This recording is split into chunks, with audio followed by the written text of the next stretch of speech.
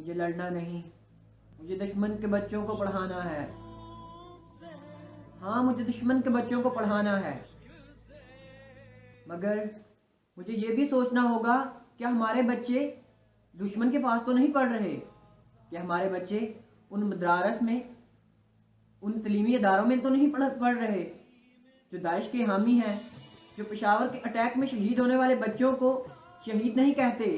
بلکہ ان کے قتل کا جواز پیش کرتے ہیں، جو پاک فوج کے سرحدوں پر شہید ہونے جانے والے فوجی جوانوں کو شہید نہیں سمجھتے، جو بلکہ پاکستان میں رہ کے، اس ملک میں رہ کے داعش کی حمایت کرتے ہیں۔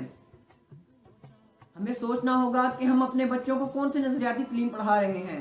یہ جنگ صرف پاک فوج کی اور طالبان کی جنگ نہیں، یہ جنگ نظریات کی جنگ ہے،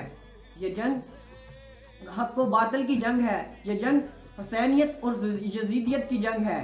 یہ جنگ کفر و باطل کی جنگ ہے، جسے ہمیں ہر صورت جیتنا ہوگا، جس کے جیتے بغیر ہمارے پاس اور کوئی چارہ نہیں۔ رکھنا ہوگا ہم اپنے بچوں کو کون سی تعلیم دے رہے ہیں، انہیں مدارس میں بھیج رہے ہیں، کیا ہم ان کو لال مسجد جیسے مدارس میں تو نہیں بھیج رہے جو پاکستان میں رہ کر داعش کی حمایت کرتے ہیں، جو پشاور میں اٹیک ہونے والے بچوں کو کوئی شہید نہیں کہتے۔ ہاں، اور رہی بات 410 اٹیک کی، ہم بھارت کو کہنا چاہیں گے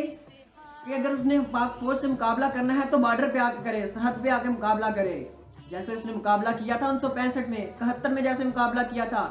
سیالکوٹ کے بارڈر پہ پاک فوج نے ان کو ایسی دھول چٹائی تھی کہ ان کی نانی یاد رکھے۔ کیا وہ جنگ بھول گئے جب خیبر پختونخوا کے پٹھانوں نے قائد اعظم کے ایک اشارے پر آدھا کشمیر آزاد کروا لیا تھا؟ ہم ایک بہادر قوم ہے، ہمیں اپنے نظریات کی بنیاد پر چلنا ہوگا، ہمیں پاکستان کی بنیادوں کو مضبوط کرنا ہوگا،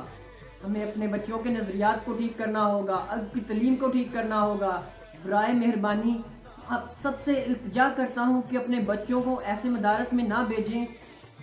جو طالبان کی تعلیم دیتے ہیں، جو تعلیم دیتے ہیں داعش کی، جو تعلیم دیتے ہیں زمین پر فساد پھیلانے کی۔ طالبان جو کر رہے ہیں صرف اپنے مفاد کے لیے کر رہے ہیں،